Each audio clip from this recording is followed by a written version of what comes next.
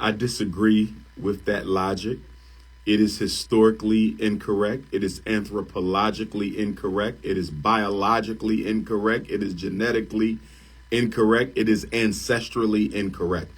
African people are the first people on the planet Earth.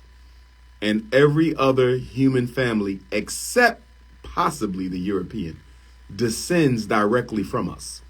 If we do not leave Africa, no other race evolves from us. We would still be the only people on this planet if we never left Africa. For those who say we were in America before slavery, they are correct. We were in America before slavery because we were everywhere before slavery. We're the oldest people. We were on the planet by ourselves for tens of thousands of years before any other race evolved from us. So we're the first people in America. We're the first people in the Caribbean. We're the first people in Europe. We're the first people in Asia. So yes, we were here. When you read the diaries of Christopher Columbus, he talks of seeing African people, black skin, woolly hair, just like the ones he saw in Africa. Let us remember that Christopher Columbus did not discover. Christopher Columbus spent time in West Africa, and if memory serves me correctly, he spent approximately 2 weeks in the Elmina slave dungeon, during which time he was given a map that showed him how to get over to the so-called New World. He was educated about the 3 major currents that flow from the West African coast over to North America, South America, and then the Caribbean. And so all he had to do was catch the sea current to the direction that he wanted to go. Oh, yes, he had several Africans who were on board with him. And of course, absolutely.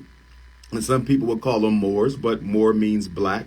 So we also have to pay attention to all these different names that they give to African people to try to make us think they were not African people. But yes, he had African people who were there with him. And he took the 3rd current, the bottom current, that brought him to the Caribbean islands. So it was not a mistake. It was not an accident. It was not a discovery. He was simply following the instructions that were given to him by Africans who had already circumnavigated the planet. We were the first people on the ocean. Yes, it's true. The Portuguese had a golden age of maritime science, and the Chinese had a golden age of maritime science. But people forget that the Africans were the first with the golden age of maritime science, because if we were not the first in shipping, how did we get all around the world? Because we definitely did not swim. So getting back to your question, we were here before Columbus. So yes, you have pre-Columbian Africans in America. You have post-Columbian Africans in America. The issue that we have with brothers and sisters who are miseducating our children and our people, telling them that they didn't come from Africa, is the fact that everybody came from Africa. And it is ridiculous for the people who look the most like Africans to be the only ones in the world who would dare say, we don't come from Africa. We all come from Africa. But we can't get distracted by this type of propaganda and incorrect rhetoric, because we've always had to deal with this as American Africans and throughout the diaspora. When you look at the Honorable Marcus Garvey, and after his deportation from America in 1927, many of the organizations who came after Garvey also propagated to our people that they were not African. We have a history of black leaders coming before our people and basically distracting them from their Africanity. And this is rooted in self-hate. This is rooted in psychological homelessness. This is rooted in African racial low self-esteem. And I also think it might even be rooted in a CIA scheme to brainwash black people into thinking that they were already here so they can do away with concepts such as reparations. They can do away with concepts such as repatriation. They could do away with concepts such as global unification of all African people, because there are some very clear and very powerful ramifications for this type of dangerous and senseless rhetoric. But now that we have DNA testing, we don't have to debate who is and who isn't from Africa. Roll up your sleeve, give some blood, send it to the land, send it to the lab. And when it comes back, let's see if it says you're anything other than an African. But the other point I want to make, that I think some of these pretendians, because this is what I call them, good sister, pretendians, because they're pretending to be Indians. Here's the thing. The 5 major Native American tribes fought with the Confederacy to maintain slavery. All 5 of the major North American tribes were slave owners themselves.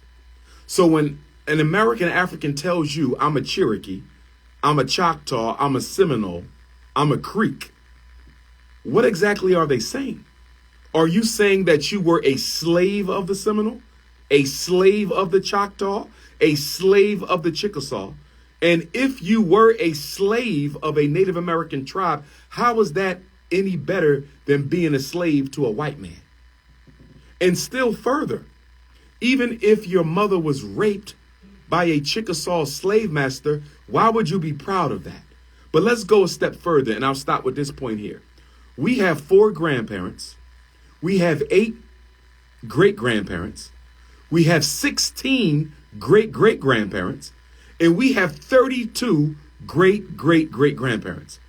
If one of your great-great-great-grandparents, one of 32, was a Native American, how does that disqualify all of your African blood and now you become 100% Native American?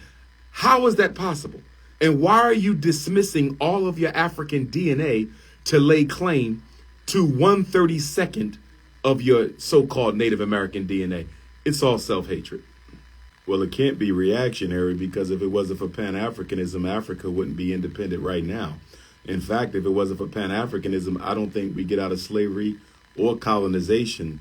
Many of your major abolitionists were pan-Africanists. So I would definitely reject the notion that it is reactionary in any way, shape, form, or fashion. However, you may have elements, personalities, organizations, or individuals out there who may, in fact, practice their pan-Africanism in a reactionary way. So I will allow room for that to exist. But historically, I don't see how that description would apply to pan-Africanism.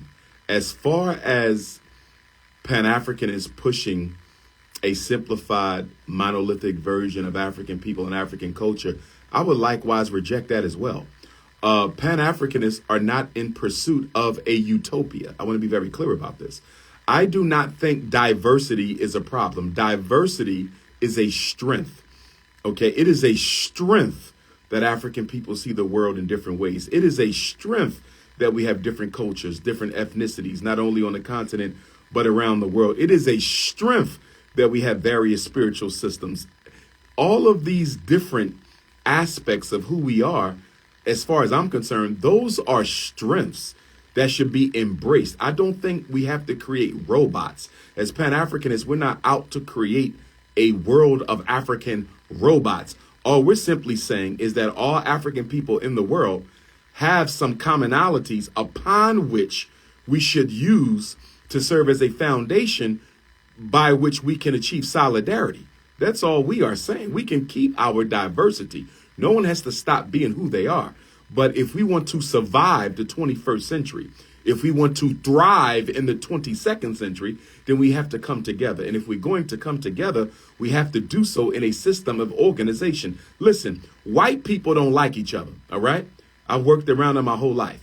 The Jews got issues with the Italians got issues with the Irish got issues with the Greeks. They got chauvinism and classism and, all types of isms. But guess what? When it comes time to take care of the business of white supremacy, they stop fighting long enough to take care of the business of white supremacy, and then they go back to their petty differences. The Asians don't all like each other. Chinese think they're better than Japanese. Japanese think they're better than Vietnamese. Vietnamese think they're better than South Koreans. South Koreans think they're better than North Koreans. But when it comes to the best interests of the Asian people, they can call a timeout, a truce, a ceasefire long enough to take care of the business of the race. You see the same thing with the Arabs. Okay, the Iraqis think they're better than the Iranians. The Iranians think they're better than the Kuwaitis. The Kuwaitis think they're better than those in Dubai. But when it comes to the Arab League and what's best for the Arab race, they can come together and work on those things that they share in common. That is all we are saying as Pan-Africanists. The issue, though, with those who take issue with Pan-Africanism is a lot of our people are so in love with the differences. We are so in love with the tribalism. We are so in love with the conflicts. We are so in love with not getting along with one another that we want to keep highlighting the differences to the point that we try to make it look as if we cannot come together on no common terms. We have far more in common than we can ever have apart, even on the continent of Africa. I understand Africa is the most linguistically diverse continent in the world. It's the most genetically diverse continent in the world. It's the most culturally diverse continent in the world. But yet and still, Africa still has more in common than they can ever have apart. Sheikh Anta Diop, The Cultural Unity of Africa, I think is something that everybody needs to read who wants to overemphasize the differences as opposed to overemphasizing the commonalities and similarities. We are one. And until we begin to practice oneness, we will never get free. We all come from a common ancestor on African soil. That cannot be debated. And we don't have to agree on everything, but we do have to agree on certain things. Pan-Africanism or perish.